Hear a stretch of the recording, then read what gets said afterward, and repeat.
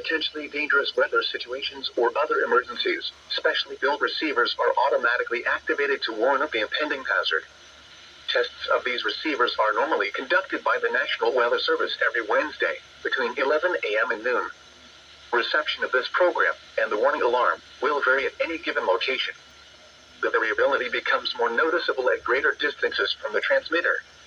To provide the most consistent warning service possible, the warning alarm will be activated for warnings, selected watches, and other environmental emergencies affecting the following North Carolina counties: Alamance, Alexander, Allegheny, Anson, Bertie, Cabarrus, Caswell, Chatham, Davidson, Davie, Durham, Edgecombe, Forsyth, Franklin, Granville, Greene, Guilford, Halifax, Hardin, Hoke, Iredell, Johnson, Lee, Martin, Montgomery, Moore, Nash, Northampton, Orange, Gerson, Pitt, Randolph, Richmond, Rockingham, Rowan, Scotland, Stanley, Stokes, Surrey, Union, Vance, Wake, Warren, Wayne, Wilkes, Wilson, and Yadkin.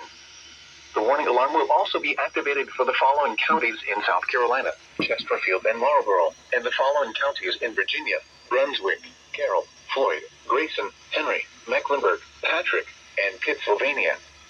This includes the independent cities of Galax, Martinsville, and Danville. Repeating, the National Weather Service has just activated the public warning alarm tone in a test of the Weather Radio's warning alarm system.